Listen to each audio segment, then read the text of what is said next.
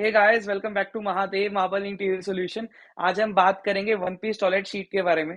Company की बहुत सारी नई शीट्स लॉन्च हुई हैं जिसके अंदर टोर्नेडो, सिम्फोनिक, वर्टेक्स और बहुत सारी टर्म्स यूज की गई हैं। उसके बेनिफिट्स बताए गए हैं कि 30 से 40% जो वाटर है वो उसमें सेव होने वाला है।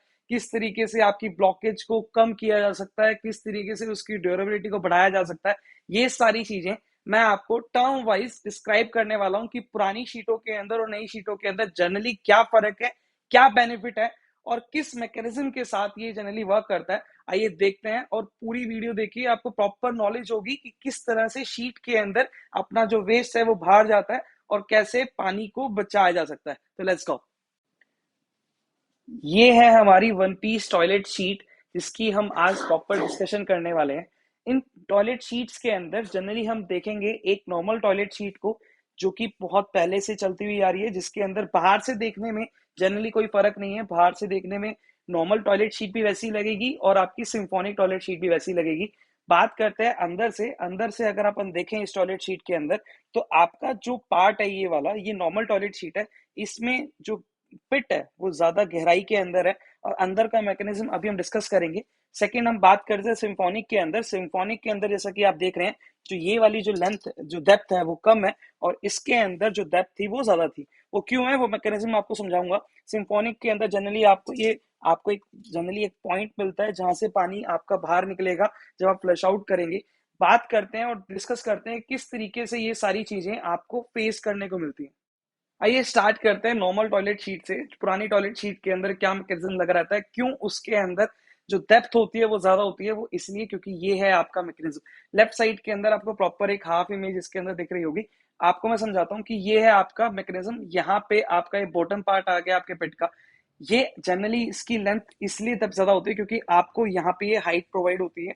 आपका पानी जो है वो इस पॉइंट तक, जनरली इस पॉइंट तक फिल होता है। यहाँ पे वेस्ट आएगा तो हमें पानी का जो प्रेशर चाहिए वो अपने वेस्ट को सिर्फ इस पॉइंट तक प्रेशराइज करने के लिए चाहिए, क्योंकि जैसे ही ये यहाँ इस पॉइंट पे पहुंचेगा तो ऑटोमेटिकली इस हाइट की वजह से ये आपका नीचे चला जाएगा। इसको साइफन प्रोसेस कहते हैं, SIPHON, साइफन प्रोसेस। जिसकी वजह से जो बोलते हैं कि अगर हम पतली कैपिलरी ट्यूब लें और एक हाइट के ऊपर बाल्टी रखी हुई है, एक डाउन पे बाल्टी रखी हुई है, तो उस पानी को डाउन साइड आप उस पाइप के साथ कर सकते हैं।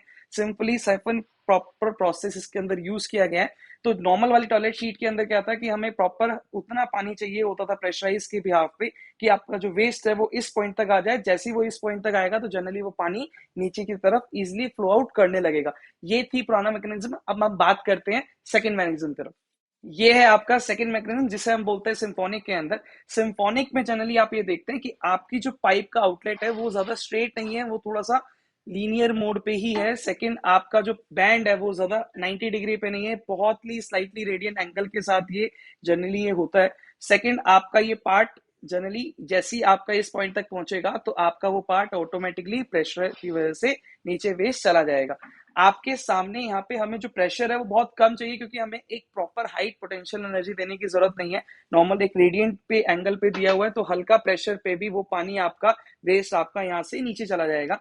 इसके सामने सिम्फोनिक के अंदर जनरली हमने देखा कि एक छेद दिया होता है तो सबसे पहले पानी वहीं से निकलता है।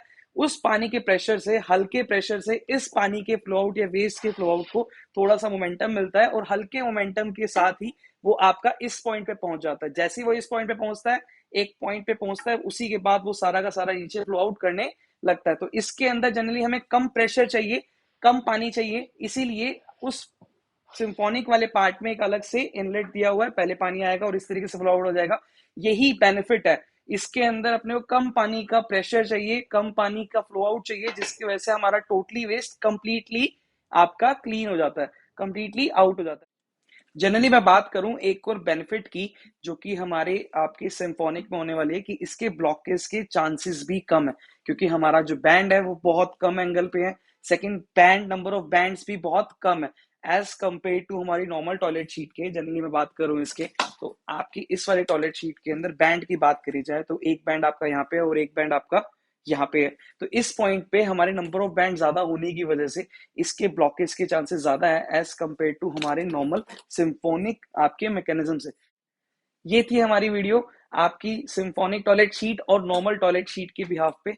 इसी तरह की वीडियोस को देखते रहने के लिए चैनल को लाइक करें, शेयर करें, सब्सक्राइब करें। आगे फ्यूचर के अंदर मैं बहुत सारी टाइल्स के ऊपर भी वीडियोस लेके आने वाला हूँ, मार्बल के ऊपर भी वीडियोस लेके आने वाला हूँ, सैनिटरी वेयर के ऊपर भी लेके आने वाला हूँ। किस तरीके से हम अपने बाथरूम के अंदर पैसे बचा सकते हैं, किस तरीके से हम अपने बाथरूम को बहुत अच्छी तरीके से डिजाइन कर सकते हैं। तो देखते रहने के लिए चैनल को लाइक करना, शेयर करना, सब्सक्राइब करना मत भूलिएगा। Thank you so much.